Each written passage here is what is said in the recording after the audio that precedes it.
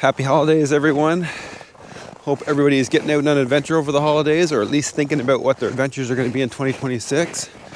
Taking a walk today on the beautiful Woolastook St. John River near Neguac. Weather's been cold, but the sun is beautiful. So I had to come for a walk and talk about what adventures we were on in 2025. And at the end of the video, I'll talk about what adventures we have planned for 2026. We always try and up our game, and pretty excited about 2026. So stay around to the end of the video for that. Explore Everywhere Media is a combination of websites: Hiking MB website, Paddling MB website, Hiking PEI website. Also have Hiking NS for Nova Scotia and Hiking me.com for Maine, but haven't done a lot of work on those in the last few years. Focus in the last few years has been on Paddling MB website.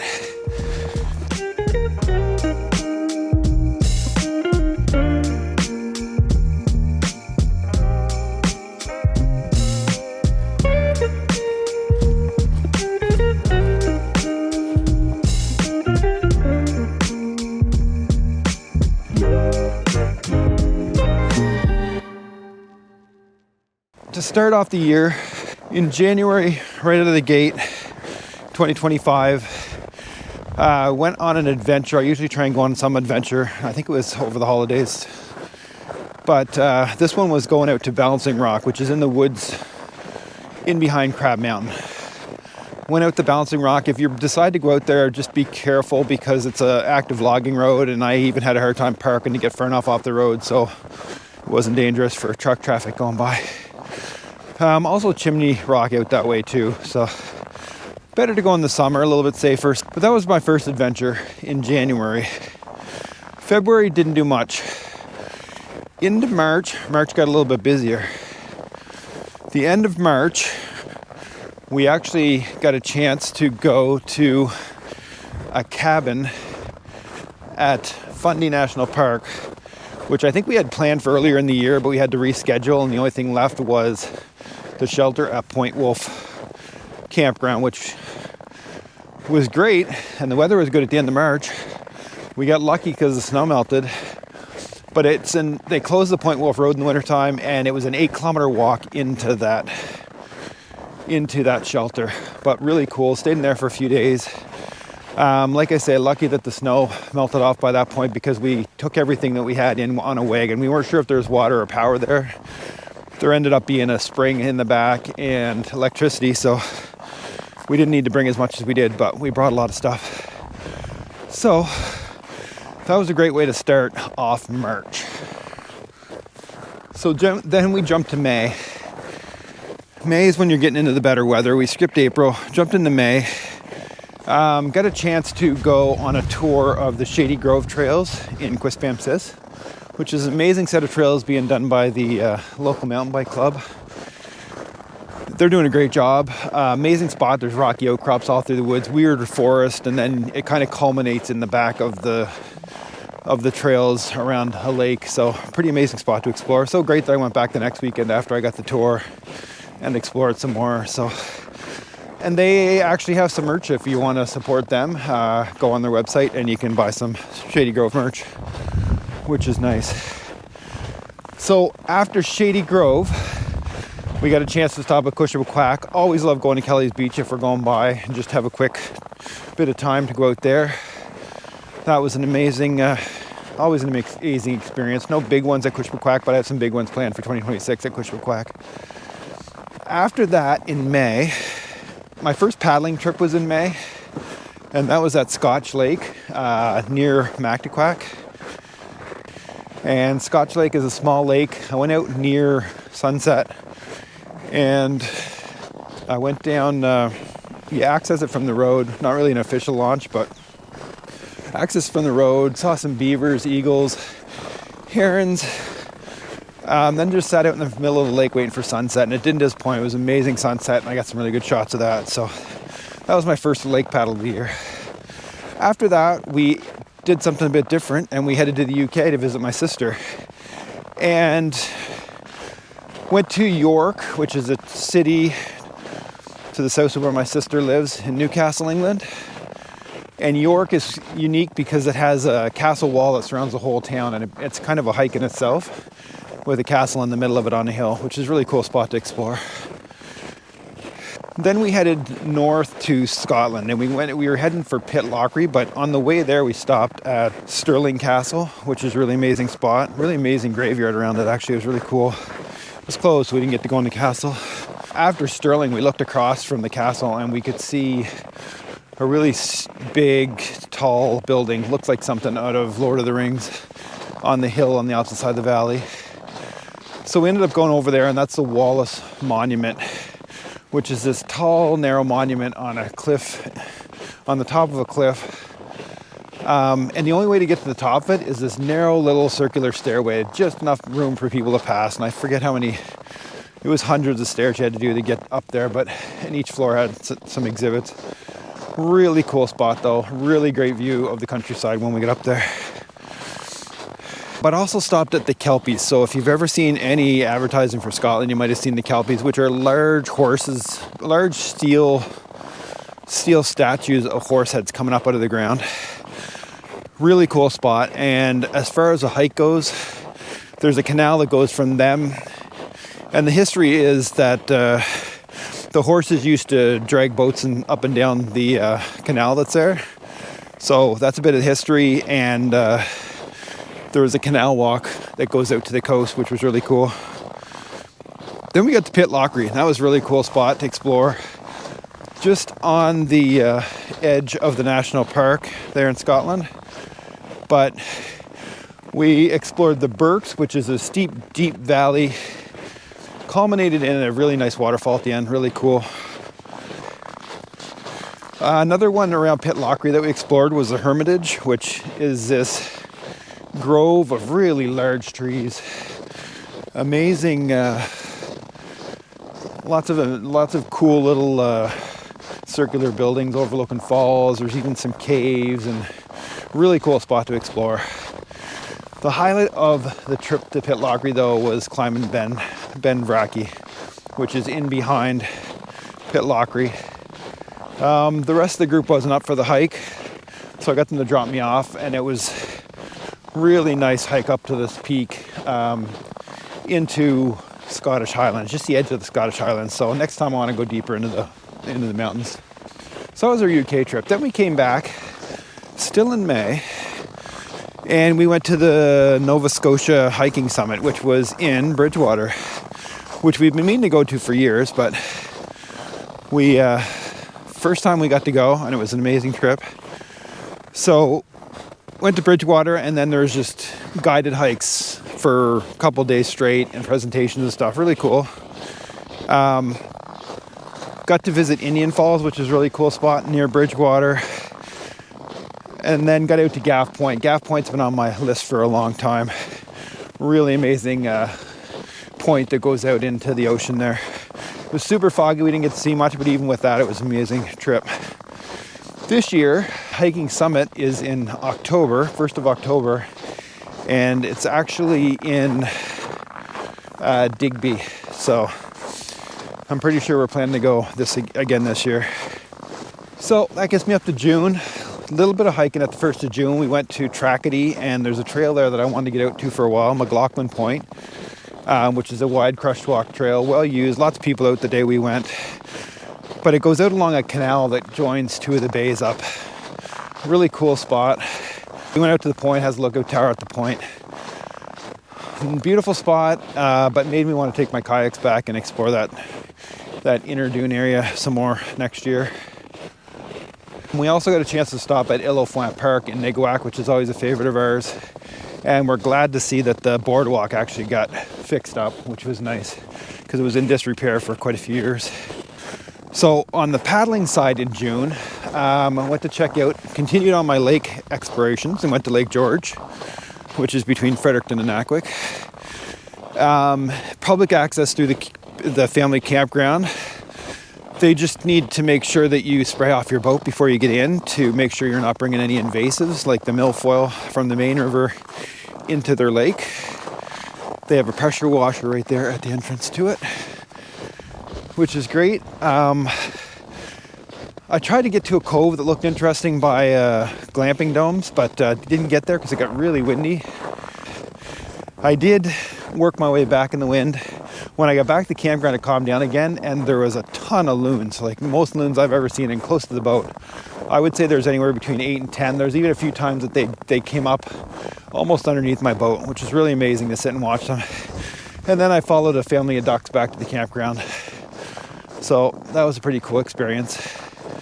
In that same area, I think the week later, I explored the Hurley corner Deadwater, which if you go to Hanwell Road and continue past Yoho Lake, before you get to Harvey, you'll find this Hurley corner Deadwater. It's this big, long, meandering 2-kilometer Deadwater that you can access from the road. A really cool spot. Highlight of that trip was there's some beavers in the short grass, which was cool, but there was also a young buck walked out to a point, and the only thing that scared him away was a click from my camera. So since then I've turned that click off, so I'm more silent when I'm doing some pictures of deer. After that, we started a river run. This is still in June. Our 2 river runs for the year was I went with a friend of mine, he canoed from Doaktown to Blackville on the main southwest Miramichi. The year before, we paddled from Boys Town down to Doaktown as a group. This year we decided to do the section below Doaktown, which is something I've always wanted to do. I've never heard of anybody really doing it, but it was actually quite an amazing run. I was very surprised by how nice it was, by not hearing anybody that's done that before. The highlight of that trip was a beaver actually swam along the boat in one of the currents, and just off the side of the boat about 3 feet, then swam under the boat. Scary enough that we thought it would like hit the boat and knock us out of the water, but just swam off into the distance and kept going. We saw deer and fawn too on that trip, but it was just an amazing day. 42-kilometer trip altogether. Big trip. So the other river run I did was the Nashwaak, and we put in Pleasant Valley, which is between Taymouth and Nashwaak Bridge. There was a local that actually saw what we were doing and provided us with a access point from their property. But the best access point there is probably Nashwaak Bridge if you're going to do that. And the river is just at the right depth. Any shallower and it would have been trouble. It was starting to get dry at that point in the season. That was what was happening. That was the main theme of this summer. So Nashwaak was amazing. We actually saw my son who was with me. We had the kayaks. We got close to eagles and he was amazed by that. But then we got even closer to one that was on a stump that was right beside the edge of the water, and we might have been 15 feet from him. Now we're into July. The adventure continued, flipped more to the paddling side by that point in the season. Started off with a good hike. My sister and her husband came to visit, and we went down to the Lorneville Trails, which is down around Musquash Estuary Trails. And we hiked Troy's Trail, which goes between Black Beach and the Lighthouse. And they actually just made it a loop. It was just it was almost officially open when we went in July. But always an amazing spot. The mud flats there in the Musquash Estuary, absolutely fascinating how big they are and how muddy they are. Black Beach is cool. The lighthouse has an awesome view. It was really foggy the day we were there, so we didn't have much of a view, but really nice spot. So that was our hiking for July, and then it started getting too hot. 3 paddles we did in July were Stewart-McLeod Park in Chipman. If you haven't already, check out the video of our paddle of Stewart-McLeod Park in Chipman. Really nice spot. Saw some eagles. Another young buck walked out to the edge of the water there.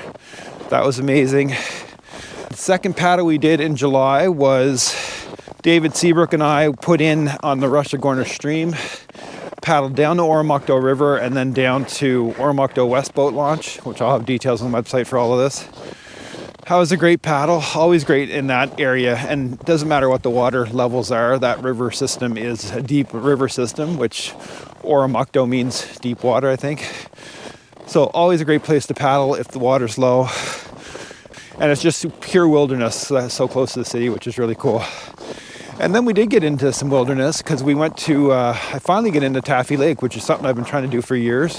Taffy Lake's out behind Millville, which is out behind Neguac. And it's this long stretch of small ponds and wetlands. We got lucky there because on our way out, not only did we see beaver and lots of ducks, but we also saw a moose and a young moose calf that were in the water.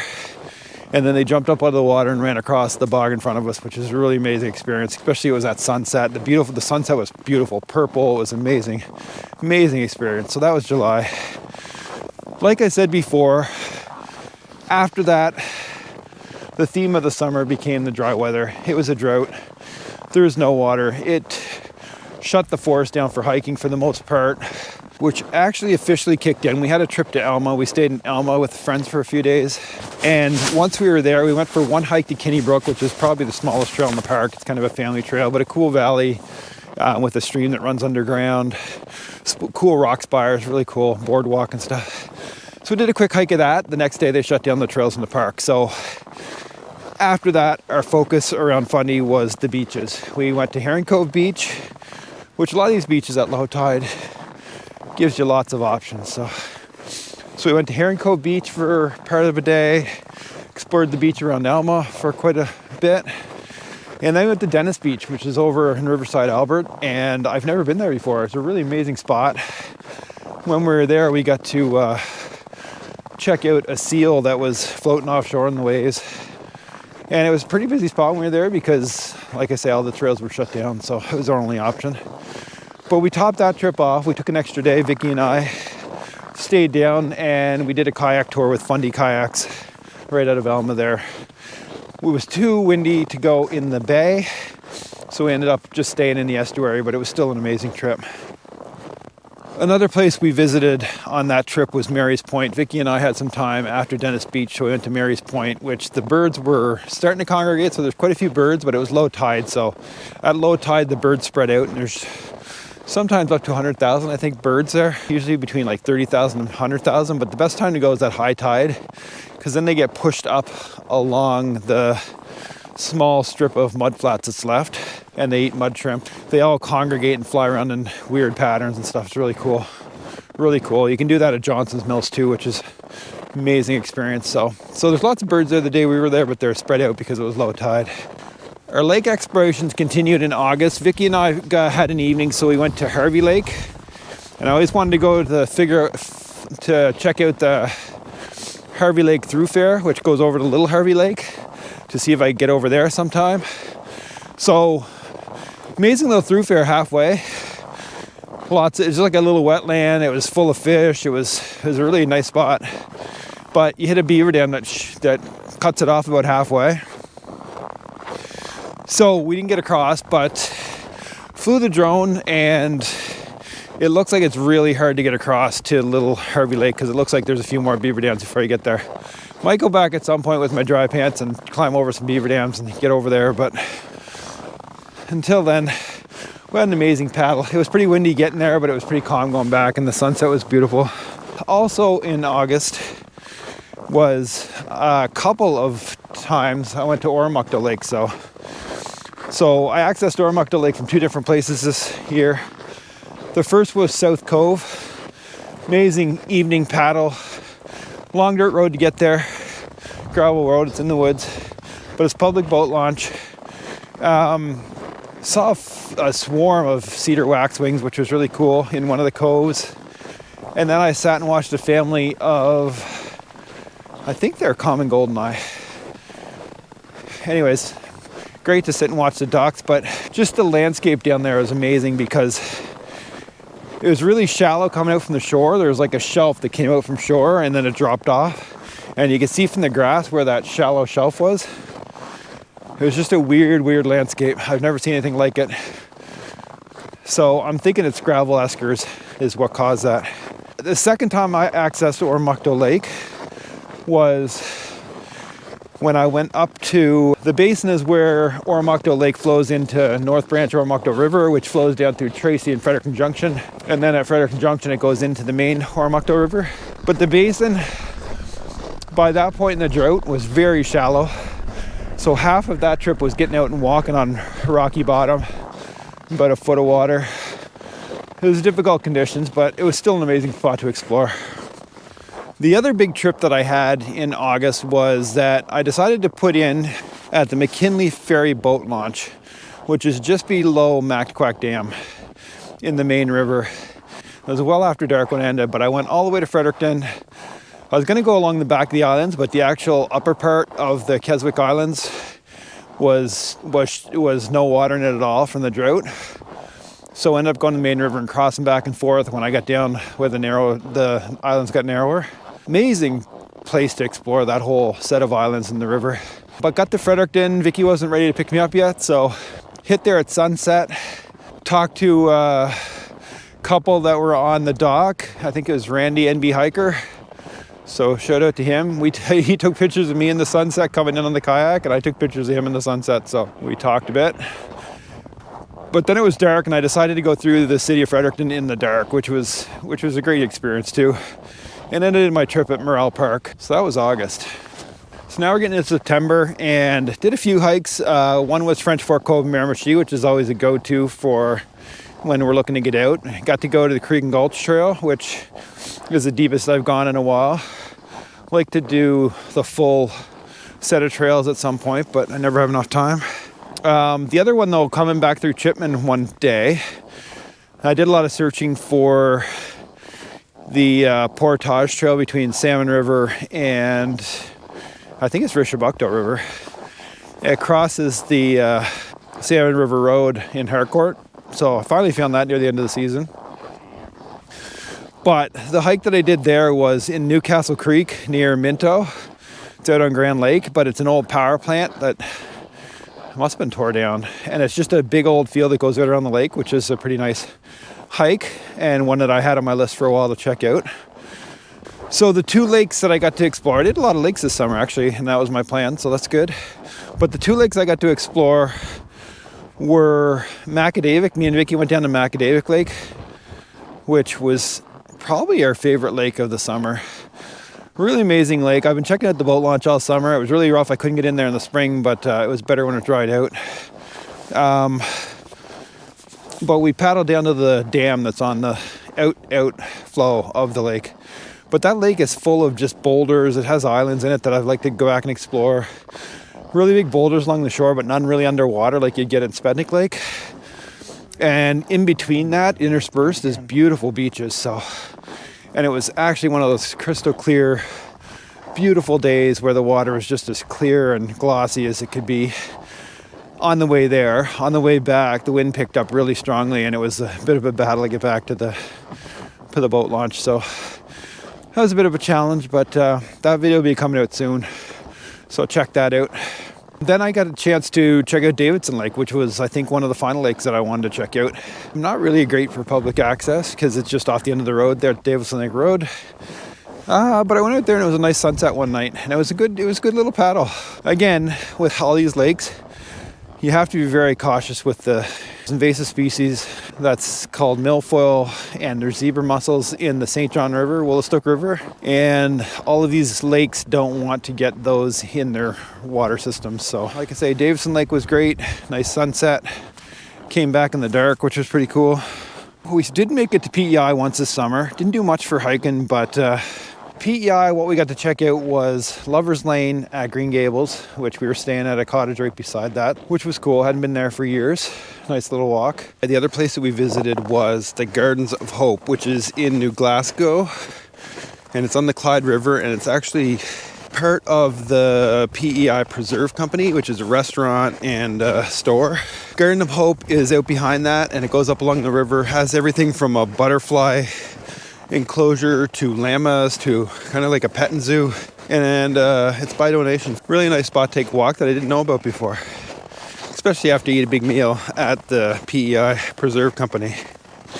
The other adventure I had in September was going to the Canoe Kayak Symposium near Fredericton at Yoho Lake, put on by Canoe Kayak New Brunswick. I think this is my third year in a row going.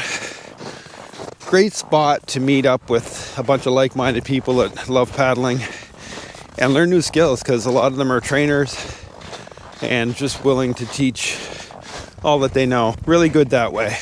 So that takes us into October. And October become a very nice time to paddle. It's kind of getting warmer in October. There's usually a warm spell.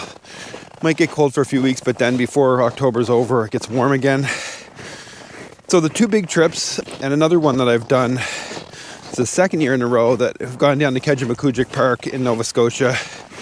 It's essentially between Digby and Bridgewater in the middle of the province. Set of amazing lakes in the wilderness. We went in because of the dry weather. Weren't even sure until a week before that it was even going to happen because the portage trails were shut down, the lakes were shut down. But it came back online. We got a little bit of rain. It came back online. But usually we go into some back lakes and do some portages back to get to them. This time we were limited to the main lake, so we just stayed on an island the first night and went to the back of that main lake and stayed the second night. So a pretty calm paddle, only a couple of hours paddling each day. Whole different experience to just stay on that main lake, but it was a good experience too because you get to hang out more. But the other big paddle that I did in October, and one that's been on my list for quite a few years, is I finally get into Portobello National Wildlife Area near Grand Lake in New Brunswick. Put in at the end of Sandpoint Road. There's not very good access to it, but it's this big extended stream / wetland area, open wetlands that's protected, and in that Grand Lake meadow kind of environment. So went in there. For the most part, the leaves were off the trees by that point. Really nice paddle, lots of wildlife, but they're very skittish wildlife. I don't know if they weren't used to seeing people or it was hunting season. Saw eagles, heron, a bunch of other wildlife, but didn't get really close. But the landscape itself was really cool, just the little waterways here and there. Very confusing spot though, so make sure you have some kind of GPS or way to navigate if you go into there. But one that I've had on my list for, well, since I started kayaking about 3 or 4 years ago. So check that one off the list. That was great, and great way to end the season. Our last adventure of 2025 was at Cumberland Bay on Grand Lake. And we had plans to go for a couple nights and stay at glamping domes on Cumberland Bay near Chipman. While we were there, we found a small set of trails called the 100 Acre Wood, which was nearby. But the big highlight of that trip was the next day on our way back. We stopped over at another place that I had planned for many, many years. Minto Mountain Bike Trails is a set of mountain bike trails. So they go all around the old coal mine sites in Minto. Really weird black rock, obviously with coal. But just the way it's been carved out, it's like a bunch of pits and lakes, and the lakes are really green color because of the minerals in them. Really cool place to explore. And after we were done, we actually stopped at Tiny Trails, which is a little campground / Airbnb / place where you can get a beer. So really nice place to stop in afterwards. They're heavily involved in the development of the trails. Great way to support the trail system and check out something cool. It was a really busy spot at Tiny Trails. So that was our 2025 adventures. That was a lot. Going through them reminded me of how much we actually do in a year, because I always get to the end of the year and I don't feel like I've done very much. I don't know if I'd ever get to the point where I've done too much, but it's maybe someday.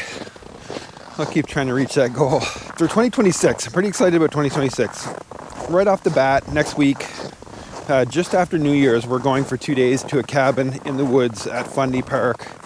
Not the shelter that we did last year, but this is a cabin. I think it's called the McKinley Cabin. We stay in there for a few days, about a 3-kilometer snowshoe in.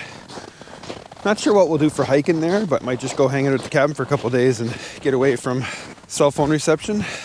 Pretty excited about that.